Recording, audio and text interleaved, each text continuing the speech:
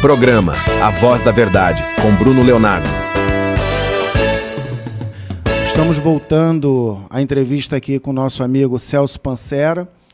E eu gostaria também aqui de lembrar que o companheiro Celso Pancera, ele é um incentivador do programa. Ele, como gestor público, ele foi da FAETEC durante quase 8 anos, né? Existiu a FAETEC antes do Celso Pancera e depois do Celso Pancera. Vários cursos foram colocados, cursos de gestão, curso de enfermagem, vários cursos vieram através do trabalho do companheiro Celso Pancera. Celso, conta um pouquinho da sua história para a gente aqui. Tem pessoas que não conhecem a sua história. Eu gostaria de saber um pouco da sua história aqui no Rio de Janeiro, porque eu sei que você é do Rio Grande do Sul. Isso, eu nasci no Alto Uruguai Gaúcho, numa cidade chamada São Valentim. A cidade tem 5 mil habitantes. Quando eu nasci, devia ter uns 800 a 1.000 habitantes. Então, ainda assim, é uma cidade muito pequena. Mas lá é uma área rural? É uma área rural. Tem uma hidrelétrica do Rio Passo Fundo, né? Depois, minha família mudou para o oeste de Santa Catarina, numa cidade chamada Pinhalzinho, que é próxima a Chapecó. Chapecó todo mundo conhece, né? Em 82 eu fui a Porto Alegre fazer faculdade, né? Em 84 eu entrei para o Movi Estudantil. Fui presidente do Diretório Central dos Estudantes da universidade, depois fui coordenador geral da União Estadual dos Estudantes no Rio Grande do Sul, quando veio o convite para entrar para a diretoria da União Nacional dos Estudantes, em fins de 88. Então, em 88, teve o congresso da UNE em São José dos Campos, eu fui eleito secretário-geral da UNE, e com isso a tarefa de vir morar no Rio de Janeiro para cuidar da sede da UNE aqui no Rio de Janeiro e a partir daqui tocar as questões do movimento estudantil. É uma época muito dura, né? Os cortes na educação eram muito duros, a crise econômica era muito forte. Depois, em 89, tivemos o congresso da UNE em Brasília, eu fui reeleito para a diretoria, então acabei ficando mais 1 ano e meio, quase 2 anos. Aqui já era 91, né? Então a vida já estava meio colocada aqui no Rio de Janeiro. Em 92, a Raquel Hogman, que atualmente é professora da Unirio e aqui de Duque de Caxias, ela foi eleita presidente dos sindicatos bancários da Baixada Fluminense, que é a sede aqui em Caxias. E a minha amiga até hoje, e à época ela me convidou para eu vir para Caxias ajudar a estruturar os sindicatos bancários, montar a imprensa, montar o sistema de comunicação. Até e também ajudar. Você tinha uma experiência da época da UNE, né? Então eu acabei vindo trabalhar também aqui em Caxias, junto com a Raquel, nos sindicatos bancários. E a coisa foi se esticando, se estendendo. Em 96 eu já comecei a trabalhar mais profissionalmente aqui na área de comunicação. Em 2013 eu mudei, vim morar para Caxias, onde eu moro até hoje, né? E assim a vida foi se definindo, né? Em 2004 eu conheci em 2003 eu conheci o programa da Marta Suplicy, dos telecentros, né? Aí nós escrevemos o programa no governo federal também, conseguimos recurso com o apoio do Alexandre Cardoso, que era deputado federal à época, e criamos o projeto Centros de Inclusão Digital, que foi um sucesso muito grande. E aí, em 2007, veio o convite do Alexandre Cardoso para ir para a FAETEC, para tocar esse projeto de inclusão digital em nível estadual. Depois, na sequência, o Cabral me convidou para ser presidente da FAETEC. Governador Sérgio Cabral. E aí eu assumi a presidência da FAETEC e eu fui presidente da FAETEC nas 2 gestões do Sérgio Cabral, foi até o final.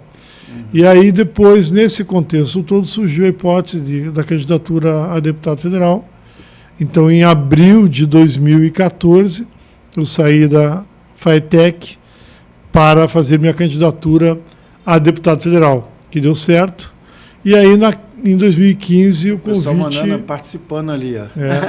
Em 2015, a bancada do MDB, que era o meu partido então, votou o meu nome para ocupar o ministério da presidente Dilma. Eu ocupei, de fato, que o o Ministério de Ciência e Tecnologia. Na época, PMDB, né? PMDB na época. Na época fazia parte do governo, né? E tinha um vice-presidente da República, Michel Temer, e você fazia parte do grupo que dava sustentação ao governo Dilma. E aí saí para ser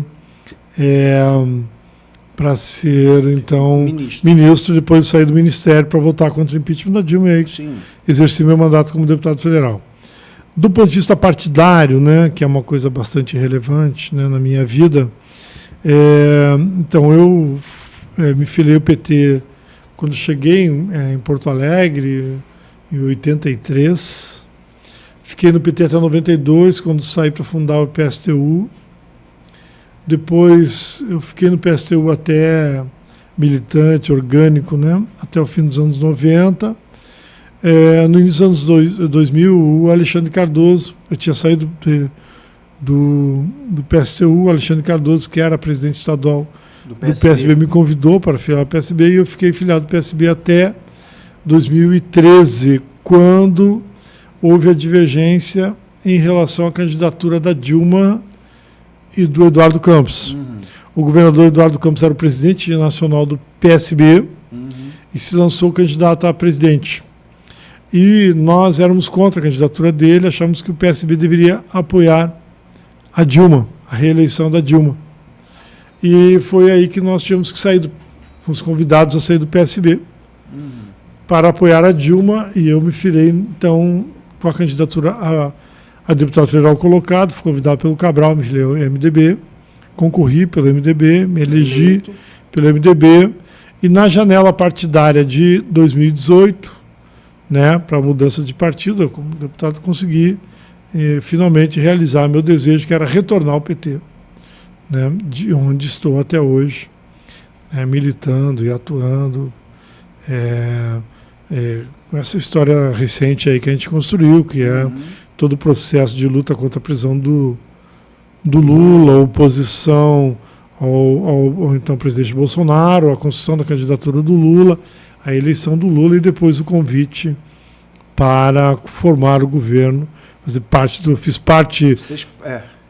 parte da equipe de programa de governo do Lula, na área de ciência e tecnologia. Aí depois da eleição dele, eu fui convidado para compor a equipe de transição, e aí eu compus a equipe de transição de governo do Lula, e na sequência o convite da ministra Luciana Santos, né, para assumir a FINEP. E é onde estou até hoje. Porque, no caso, precisava de um quadro técnico. E você tem esse conhecimento, né? Você é um técnico da área de ciência e tecnologia.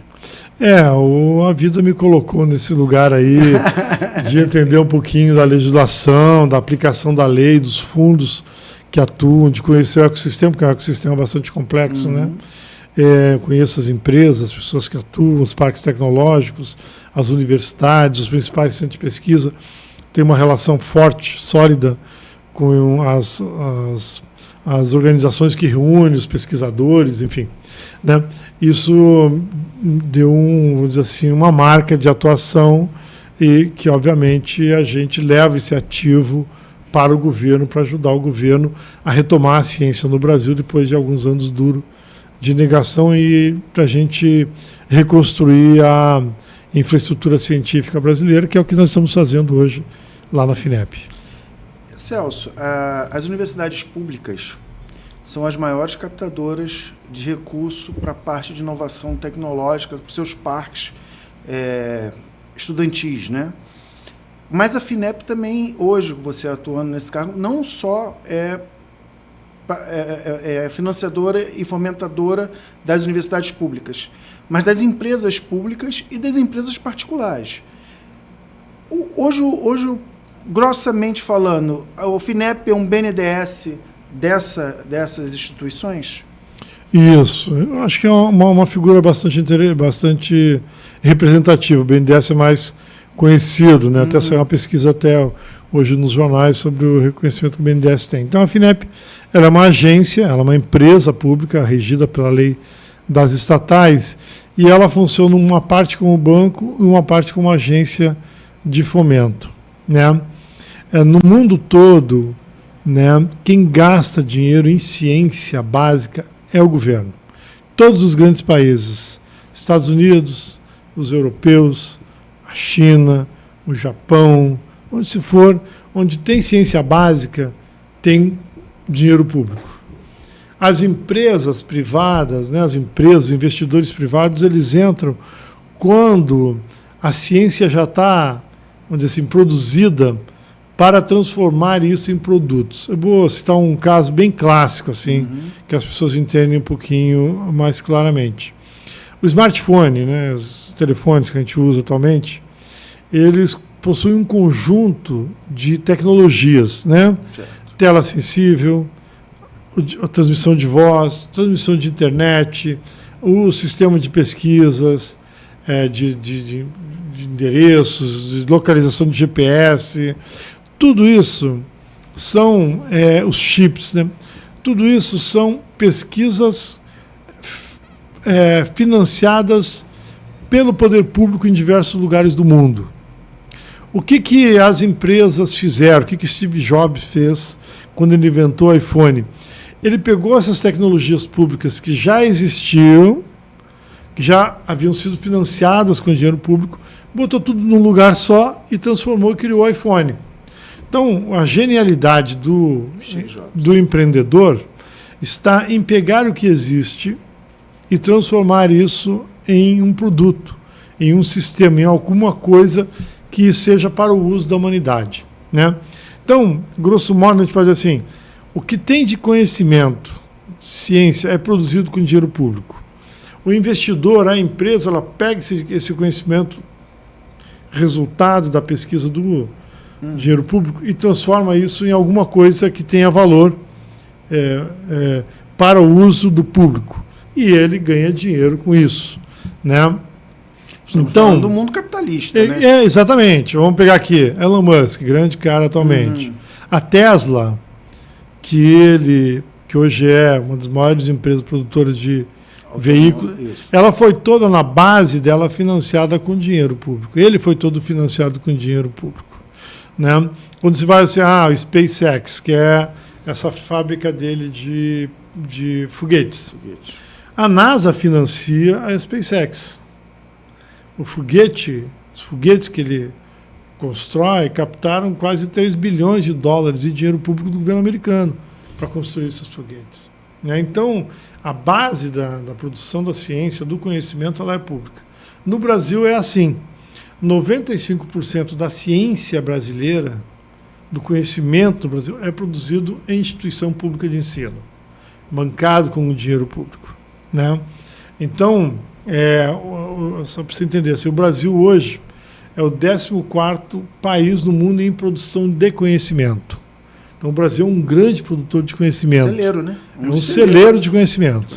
Especialmente na área de energias limpas e de alimentos. O Brasil é um dos grandes produtores de conhecimento nessa área, né? Isso tudo é dinheiro público. Inclusive, né? Quem financia isso é dinheiro público. Energia limpa e a energia do petróleo, porque, se eu não me engano, a Petrobras ainda é uma das maiores exploradoras de petróleo em altas profundidades. Exatamente. Quando descobriram o pré-sal, todo mundo dizia que não dava, no mundo todo se dizia que isso era um petróleo que não tinha valor porque não tinha como extrair ele a profundidade muito grande, é uma tecnologia que não existia. E a Petrobras, junto com as universidades brasileiras, especialmente a UFRJ, produziram as tecnologias que hoje são reconhecidas no mundo inteiro e usadas no mundo todo. E transformou a Petrobras nessa potência e o Brasil numa potência de petróleo que é hoje. E esse dinheiro financia, hoje em dia, pesquisas de energias renováveis, né? Então, a FINEP ela faz isso. Ela lança editais, ela constrói, ela compra, ela estrutura laboratórios, ela repassa dinheiro para o CNPq pagar bolsas e ela empresta dinheiros a juros muito baixos para empresas que quiserem renovar, inovar, gerar novos produtos ou melhorar os seus produtos. E há recursos a juros muito baixos, né? O Lula mexeu na lei, no início do governo dele, de juros da FINEP. Então, você tem uma ideia, Bruno, nós emprestamos a juros de 2% ao ano. 2% ao ano. Mais as taxas de administração, de risco, etc. Então, uma empresa que quer fazer inovação, capta recursos na FINEP a 4,5% ao ano. Ao ano, né? Com 2 a 4 anos de carência e até 160 meses para pagar. Então, as empresas vão buscar recursos na FINEP a juros muito baixos. Vai dar quase 0,4 ao mês. Por aí. Essa é a conta. Essa é a conta mesmo. Então, por exemplo, nós ano passado assinamos contratos, por exemplo, estive esses dias com o presidente Lula em São Bernardo do Campo, né, que é a Volkswagen. Exato, a Volkswagen anunciou aquele pacote. Então, daquele pacote da Volkswagen, a FINEP já entrou com 270 milhões de reais, vamos entrar talvez com mais de 250. 16 bi, né, de investimento. Exatamente. Por quê?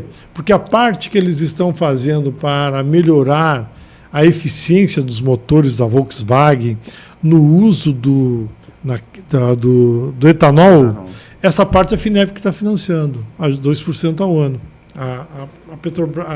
A Volkswagen pegou recursos com a gente para isso, né? Então, por exemplo, a cooperativa Aurora, que é uma grande produtora de alimentos a partir de frango e de porcos, né? Ela tomou financiamento com a FINEP para melhorar sua linha de produção de alimentos pré-cozidos de frango. Então, a FINEP financia juros baixos para eles, né? Então, o ano passado, a FINEP assinou mais de 500 contratos de financiamento para empresas a juros baixíssimos, né? Nós desembolsamos em torno de 5 bilhões e 5,5 bilhões de reais para empresas. Então, a gente trabalha muito com a universidade, a gente trabalha muito com o Instituto de Pesquisa, mas também as empresas que querem pegar esse conhecimento gerado nas universidades e levar para o mundo real, levar para transformar em produto, a gente financia para que elas transformem essa ideia em produto. Mas deixa eu fazer uma pergunta. Vocês financiam, mas tem um técnico por trás disso, levantando a viabilidade do projeto. Isso tudo é analisado por comitês científicos, né? As empresas elas entram com pedido, entram com projeto, e nós temos diversos comitês de acordo com a área de atuação de servidores públicos lá, são servidores de carreira da FINEP, que avaliam esses projetos e comitês que aprovam ou não esse projeto. Aprovado nos comitês, vai para a diretoria e aí eu conduzo as reuniões semanais da diretoria da FINEP, que também aprovam ou não esses recursos, né? Então, muitas vezes você está olhando a empresa... Ruth Alves está mandando um abraço para você. Grande Ruth. Rutinha querida. Então, muitas vezes você vê um produto, você acessa, compra alguma coisa de uma grande empresa brasileira e ali tem FINEP. Porque a FINEP financiou a produção, o conhecimento, a ideia daquele produto, né? Por exemplo, o etanol tem muito da FINEP no Brasil. A Embraer, os aviões da Embraer tem muito da FINEP no Brasil. O Brasil produz satélites com bastante eficiência, satélites pequenos de baixa altitude. FINEP, nós temos boas indústrias que produzem drones, por exemplo, financiamento da FINEP. Ou seja, tem muita coisa no Brasil. O Brasil é a nona economia do mundo, né? Esse parque tecnológico todo no Brasil tem alguma coisa da FINEP. Tem. Tem um dedinho, vamos dizer assim, tem o dedinho da FINEP. Tem muitos recursos da FINEP, exatamente. E a FINEP, obviamente, sofreu muito durante o governo Bolsonaro, e que não é porque a gente acredita em outra ideologia, mas é porque é verdade. A FINEP tinha 740 funcionários e agora tem 520. Eles, sim, um desmonte. A gente conseguiu evitar o desmonte, estamos retomando, fizemos concurso recentemente, vamos contratar funcionário de novo. O Lula colocou recursos lá dos fundos que compõem a ciência, e nós estamos, então, com valores inéditos para recuperar a ciência brasileira. E o Brasil, como eu falei, é o 14º país em produção de conhecimento. A gente não deve desprezar isso. O Brasil produz muito conhecimento, é reconhecido, as universidades brasileiras são universidades que, do ponto de vista histórico, são recentes, né? Tem pouco mais de um século. As universidades mais antigas do Brasil têm pouco mais de um século, né? Mas é reconhecido e está num caminho de se transformar também num país muito inovador. No caso, a gente teve um atraso tecnológico em função das universidades, porque tem universidade na Inglaterra que tem 500 anos. Isso. E essa diferença faz diferença, porque é o acúmulo de conhecimento, né? Você ter pessoas formadas, mas também ali laboratórios com muita informação, com muitas patentes, né, guardadas ali dentro, que a cada momento surge uma ideia, surge um desafio, e uma ideia antiga eventualmente vira uma inovação da atualidade. A vacina do Covid é um acúmulo de décadas de pesquisa para criar uma nova geração de vacinas chamada RNA mensageiro, né, que permitiu que se criasse uma vacina em poucos meses, com bastante eficiência. E o Brasil foi importante nesse processo, porque a AstraZeneca, que é uma das vacinas mais difundidas no mundo hoje, teve participação importante de brasileiros, inclusive com financiamento brasileiro. Teve financiamento. A Fiocruz investiu 2 bilhões de reais na pesquisa da vacina. E a Fiocruz é uma das donas da vacina. Era a gestão da Nízia? Da Nízia, exatamente. A Nízia, à época, enfrentou uma realidade muito dura no Brasil, ela e o pessoal da Fiocruz, para poder assinar o contrato com a Universidade de Cambridge, né, e com a empresa AstraZeneca, para desembolsar recursos, ajudar a concluir a pesquisa da vacina, e quando terminou a vacina, a Fiocruz recebeu como lucro do investimento, vamos dizer assim, 100 milhões de doses, que permitiu imunizar milhões de brasileiros e a gente combater e reduzir, né, o impacto da Covid. E hoje drasticamente, né? Drasticamente. E hoje em dia, essa vacina virou um produto de sucesso da Fiocruz, que está permitindo a Fiocruz financiar novas vacinas com o lucro que ela está tendo com a venda da vacina da Covid. Inclusive a vacina contra a dengue. Exatamente. Agora o Brasil é o primeiro país do mundo a colocar vacina contra a dengue de graça, né?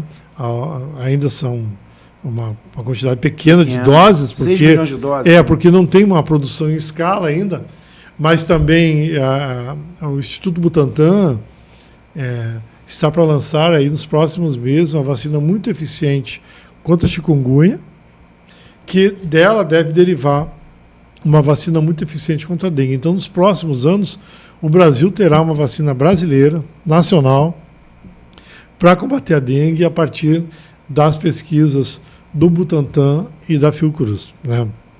Então, o sucesso da pesquisa da vacina da Covid está permitindo, né, a ciência brasileira financiar novas vacinas. Estamos juntos, Celso Pancero, Dalson. Fala, Dalson, tudo bom? Compadre Dalson. Mas é isso, Celso, assim, eu fico envaidecido com essa sua presença aqui, essa informação, essa quantidade de informação que a população não tem. Se a gente soubesse mais coisas que o governo tem feito em prol da população, porque isso aí, a vacina contra a dengue, daqui a uns 2, 3 anos, todo mundo vai se vacinar. E nós vamos evitar esse surto que está acontecendo agora, principalmente em 4, 5 estados da federação. E assim, nós só estamos em fevereiro. Né, Celso? Então, a FINEP tem essa participação em toda a questão tecnológica que está envolvendo agora até essa vacina contra a dengue. Podia dar um apanhado geral do que você estava explanando quando teve o problema técnico? Então, eu falava da importância da ciência Isso. e como a ciência brasileira é uma ciência que produz conhecimento e que esse conhecimento ele vira bem-estar para a população. Então, quando, por exemplo, na Rural inventaram um novo método de tratar o solo, deu um salto na produção de alimentos no Brasil. Quando uma universidade estuda uma nova semente, você melhora um produto. Como agora, por exemplo, está para sair uma nova cepa de cana que vai produzir um etanol mais eficiente do que o atual, né? Por quê? Porque no Brasil, por exemplo, algumas empresas como a Volkswagen, eles fizeram a opção de, ao invés de centrar a pesquisa na produção de veículos elétricos, né, essa questão da descarbonização da economia, transformar a economia verde, eles estão apostando nos carros híbridos com etanol, porque o etanol, o Brasil tem a tecnologia, né? Então, está para sair agora um novo etanol, um novo tipo de cana, que vai produzir 5 a 6 vezes mais etanol, um etanol mais forte do que o atual, e também mais limpo. Então, isso é ciência, né? Os aviões que a Embraer exporta, recursos, na base deles, recursos da FINEP. Então, muito daquilo que o Brasil exporta hoje e que gera riqueza, vem de financiamentos da ciência, e quase todos eles, de uma forma ou de outra, passou pela FINEP. Então, a FINEP tem esse papel bastante relevante na economia do Brasil, que é apostar na capacidade criativa do brasileiro de transformar isso em produtos, em serviços, em bem-estar da população. O presidente Lula e o vice-presidente Alckmin lançaram um programa, um grande desafio chamado Neoindustrialização, que é a gente retomar um processo de industrializar a economia brasileira que passou nos últimos anos por uma perda de relevância da indústria no Brasil, né? E a FINEP está dentro desse processo. Então, nós lançamos agora, na presença do presidente Lula e do Alckmin, no dia 22 de janeiro, de um conjunto de editais de mais de 2 bilhões de reais para empresas que têm boas ideias e que querem inovar. Esses recursos são recursos que a gente chama de subvenção. A empresa apresenta o projeto e, se o projeto for aprovado, ela toma o recurso com a FINEP, mas não precisa devolver. Vamos subvencionar ela, né? Disso, 500 milhões de reais é para a área de saúde. Por quê? Porque o Brasil é muito avançado em algumas áreas de combate ao câncer, em algumas áreas de combate a vírus, né? Vacinas, como nós falamos, né? Ou seja, tem algumas áreas que o Brasil está muito avançado e que tem possíveis produtos, possíveis remédios, possíveis soluções para sair, que as empresas já estão precisando daquele último empurrão para transformar aquilo em bem-estar, em reflexo, em produto, em remédio, em vacina, enfim, para a população. Então a FINEP lança esses editais, as empresas vão lá, tomam esses recursos, alguns dão certo, outros não dão certo. Mas isso é no mundo todo. Integraliza o prejuízo, isso no mundo todo é assim, né? Tem uma parte que a iniciativa privada não gasta dinheiro. O empresário, ele não entra no negócio para tomar prejuízo. Então, quando é para tomar prejuízo, sempre é o dinheiro público, né? Na maioria dos casos, né? Então, qualquer grande empresa de tecnologia de sucesso no mundo todo, a base dela foi financiamento público. Sempre. Sempre. Em algum momento, essa empresa pegou o dinheiro público, conhecimento que estava em alguma universidade financiado com dinheiro público, para tentar transformar nisso num produto de sucesso, né? E que acabou se transformando. Mas na base disso aí é dinheiro público, né? Isso é assim. No Brasil, esse processo começou nos anos 2000 com Lula. Mas no mundo isso é muito antigo. No mundo isso existe há décadas. Os Estados Unidos investem em ciência desde a Segunda Guerra Mundial. Pesadamente. Eles gastam muito dinheiro público. Também, né? O Japão gasta muito dinheiro público. Estados Unidos agora, o presidente Biden lançou um programa de quase 2 trilhões de dólares em 10 anos, que vão investir em empresas, dinheiro público em empresas e universidades para retomar a indústria americana que perdeu espaço diante da indústria chinesa. Né? A questão, por exemplo, que tanto fala aí dos semicondutores, né, que são os chips. Né? A China hoje, ela produz, a China, Coreia, Singapura, produzem quase todos os chips do mundo. Né?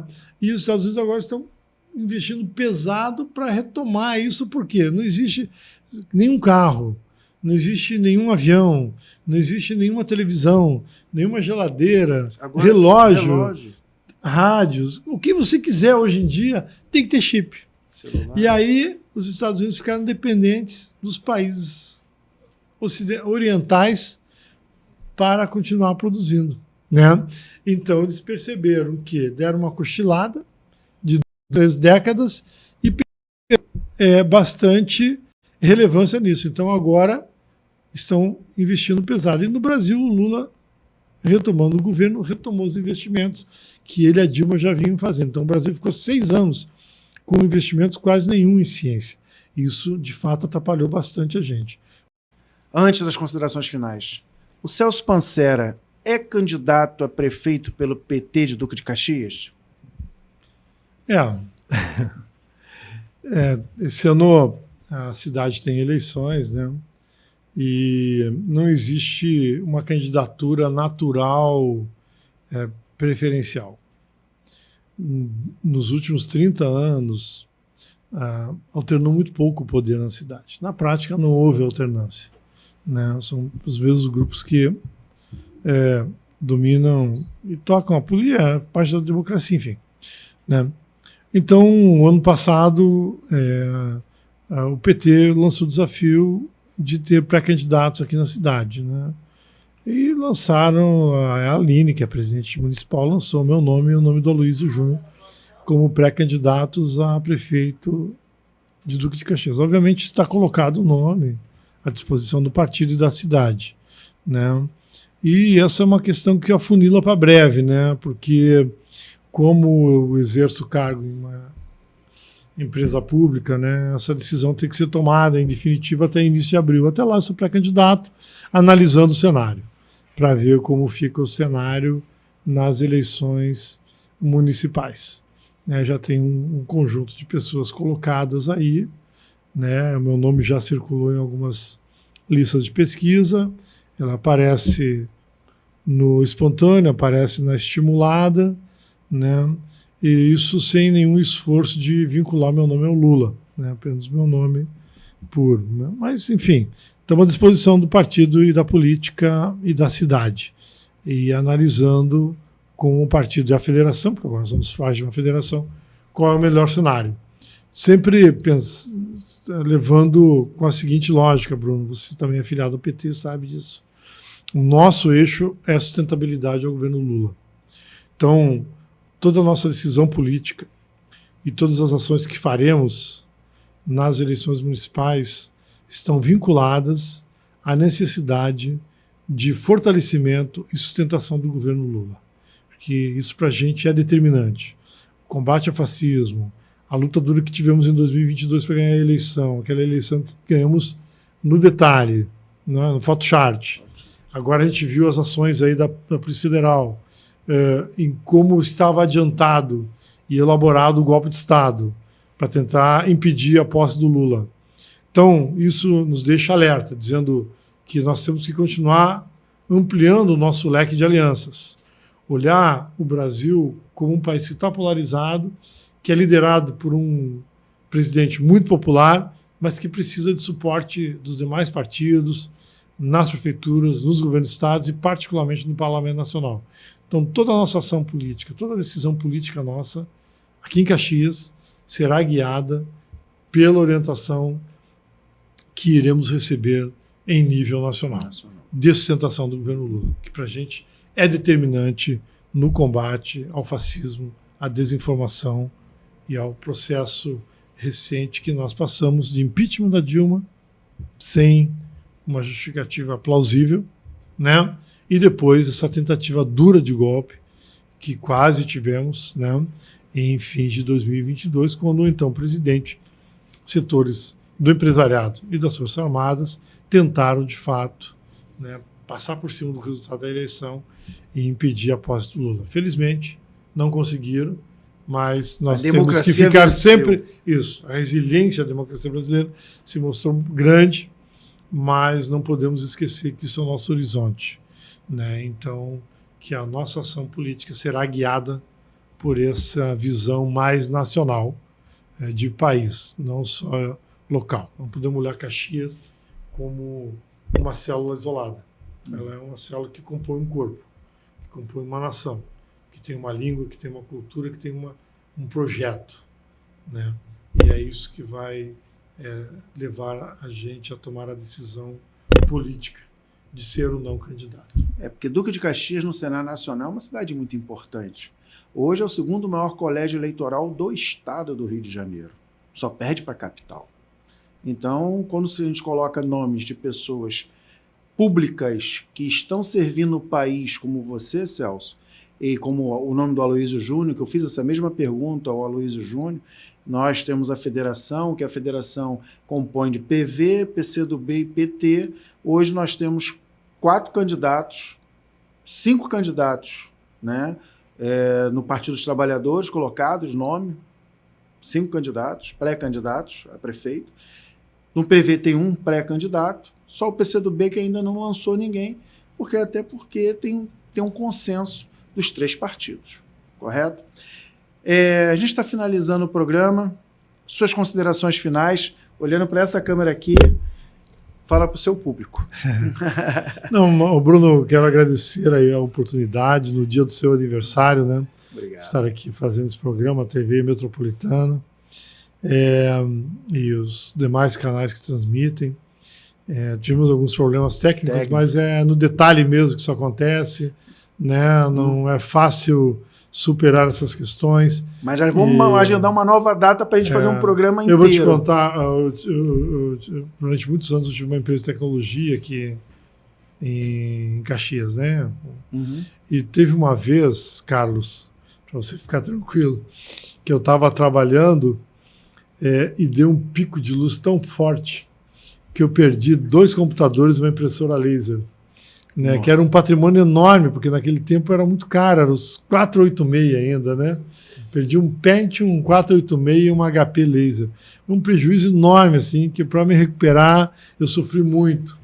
Né? Por quê? Porque a infraestrutura da Baixada, infelizmente, os serviços outorgados, né, são muito ruins de fato. A energia tem muito pico de luz, isso queima os aparelhos, gera instabilidade nos aparelhos, assim como falta muita água nos bairros por aí, a gente está acostumado. Mas eu quero te agradecer pelo convite, Bruno, me coloco à disposição, vou estar aqui em uma outra data, falar novamente, né, até porque fiquei sabendo que o teu programa vai mudar de horário, num horário até mais confortável para a gente estar presente no estúdio. Né? Ganhei de presente esse horário. Fiquei sabendo agora, vi você comentando com a produção aqui, já fiquei antenado. Né? Em algum momento você vai anunciar para o teu público, né? Mas em dizer que estou à disposição, com certeza, uma satisfação estar aqui fazendo, né? E falar um pouquinho do que nós estamos fazendo no governo, liderados pelo Lula, que sempre foi nosso líder, eu votei sempre no Lula. Eu só não votei no Lula uma vez, que foi em 1998, na chapa que ele teve como vice o Brizola, e eu votei, então, no candidato PSTU, que era o partido que estava afiliado. Ciro então, Garcia? Não, era o Zé Maria. Zé Maria de Almeida. Né? E todas as outras eleições eu votei no Lula, obviamente, que ele foi candidato. Também votei 2 vezes na Dilma e uma vez no Haddad. Né? Mas, enfim, é importante para a gente falar sobre isso, estou à disposição. Agradeço a todos e todas que nos assistiram, né? E até a próxima. Muito obrigado, Celso Pancera. Eu gostaria de primeira mão, ele me deu a informação. A partir do dia 22, semana que vem, o programa Voz da Verdade começa em novo horário, a partir das 17 horas, 5 horas da tarde. Foi um presente que eu ganhei da produção, né, que agora eu vou ter um horário nobre para podcast. Porque é o horário que o pessoal está saindo do trabalho, está vindo no transporte público e vai ter como acompanhar o nosso programa ao vivo. Então, foi um presente. Carlos, muito obrigado. a Mary, essa oportunidade de dar esse horário nobre para podcast. É um horário nobre. 17 horas e 18 horas é horário nobre. E muito obrigado. E a partir de semana que vem estaremos aí com o coletivo de rock popular de Duque de Caxias. Estaremos com a banda no lançamento do seu novo videoclipe. Acompanhem conosco semana que vem às 17 horas aqui na TV Metropolitana Rio e Claro TV Canal 2. Um grande abraço, um beijo, até mais. Tchau! Você está assistindo a TV Metropolitana Rio, Canal 2.